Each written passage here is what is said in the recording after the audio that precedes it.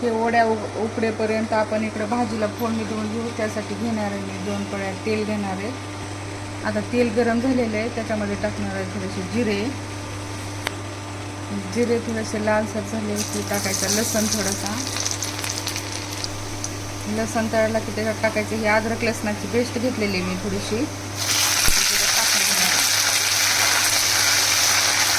हे अद्रक लसणाची पेस्ट थोडीशी आता तळलेली आहे, त्याच्यामध्ये हे मी टाकणार आहे अर्धी वाटी टमाटर.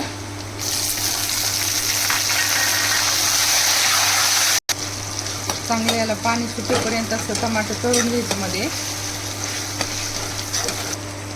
आता मी घरी बनवलेला काळा मसाला आहे हा, ते 2 चमचे घेणार आहे आणि ते टाकलेलं आहे. कधी कधी घरी बनवलेला मसालाच टाकायचा, जरा भाज्याला चव येते थोडीशी. बाहेरचा मसाला नाही टाकायचा एखाद्या भाजीला. आता खूप छान दिसत आहे हे, एकदम अशी काळी मस्त भाजी दिसणार आहे. आता ह्याच्यामध्ये मी टाकून घेणार आहे पाणी.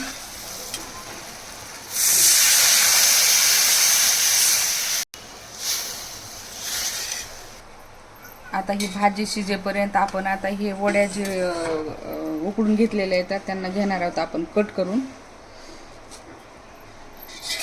अशा कट करून घ्यायच्या.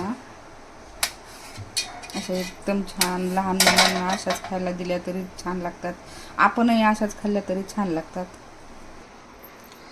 आता हे आपल्या कट करून झालेल्या आहेत वड्या. आता ह्याला पण उकळी फुटलेली आहे ह्या भाजीला पण. आता ह्याच्यामध्ये सोडून देणार आहे मी, एक एक करून अशा सोडून द्यायच्या सर्वच.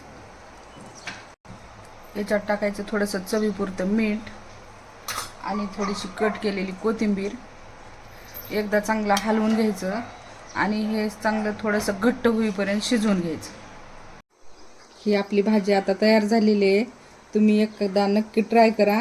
व्हिडिओला लाईक करा आणि चॅनलला सबस्क्राईब करा. थँक्यू.